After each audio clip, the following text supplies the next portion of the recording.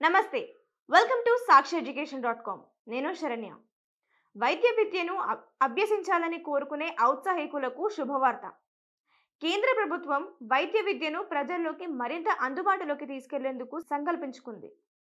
అయితే 2024-25 ఈ విద్యా సంవత్సరంలో దేశవ్యాప్తంగా కొత్తగా 10,650 మెడికల్ సీట్లకు ఆమోదం తెలిపింది ఎన్ఎంసి, అంటే నేషనల్ మెడికల్ కమిషన్.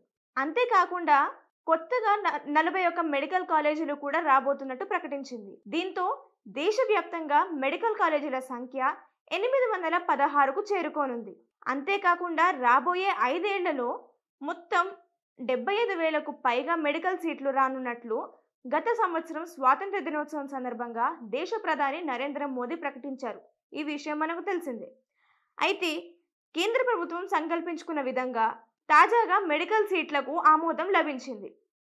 ఈ విషయంపై NMC chairman doctor Abhijat Seth మాట్లాడుతూ కొన్ని విషయాలు ప్రకటించారు.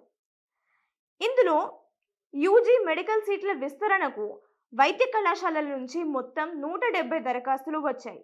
అందులో 41 దరఖాస్తులు ప్రభుత్వ మెడికల్ కాలేజీల నుంచి వస్తే 127 దరఖాస్తులు మాత్రం ప్రైవేట్ మెడికల్ కాలేజీల నుంచి వచ్చాయని ఆయన స్పష్టం చేశారు. అంతేకాకుండా ఇప్పుడు కొత్తగా విధించిన 10,650 సీట్ల రాకతో ఈ విద్యా సంవత్సరంలో మొత్తం ఎంబీబీఎస్ సీట్ల సంఖ్య 137,600కు చేరుకుంది. ఇక పీజీ సీట్ల విషయానికి వస్తే మొత్తం 3,500 దరఖాస్తులు నమోదయ్యాయి. మొత్తం ఈసారి 5,000 పీజీ మెడికల్ సీట్లకు ఆమోదం తెలిపే అవకాశం కనిపిస్తున్నట్టు చెప్పారు. దీంతో దేశమంతటా మొత్తం పీజీ సీట్ల సంఖ్య 67,000కు చేరుకోనున్నట్లు ఆయన స్పష్టం చేశారు.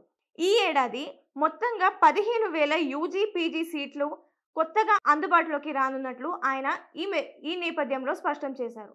ఇక యూజీ పీజీ సీట్ల తుది అనుమతి, కౌన్సిలింగ్ ఈ ప్రక్రియలు ఆలస్యమయ్యేలా కనిపిస్తున్నట్లు గత కొద్ది రోజులుగా ప్రచారం సాగుతోంది.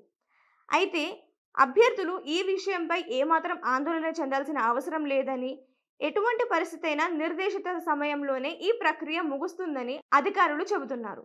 ఇక అక్రిడిటేషన్ పరీక్షలు, సీట్ల ఆమోదానికి త్వరలోనే బ్లూ ప్రింట్ను ప్రచురించబోతున్నట్లు అధికారులు చెప్పారు. 2025-26 విద్యా సంవత్సరంలో దరఖాస్తులకు సంబంధించిన పోర్టల్ను వచ్చే నెలలో ప్రారంభిస్తారని అధికారులు వివరించారు. ఇక ఈ నేపథ్యంలోనే వైద్య విద్యలో నాణ్యతను పెంచాలని ఎన్ఎంసి చైర్మన్ స్పష్టం చేశారు. అంతేకాకుండా మెడికల్ పాఠ్య ప్రణాళికలో క్లినికల్ రీసెర్చ్ను అంతర్భాగంగా చేర్చబోతున్నట్టు కూడా ఎన్ఎంసి చైర్మన్ స్పష్టం చేశారు. సో ఇది ఇవాల్టి వీడియో. మరో వీడియోతో మరోసారి ముందుకు వస్తాం. Thank you.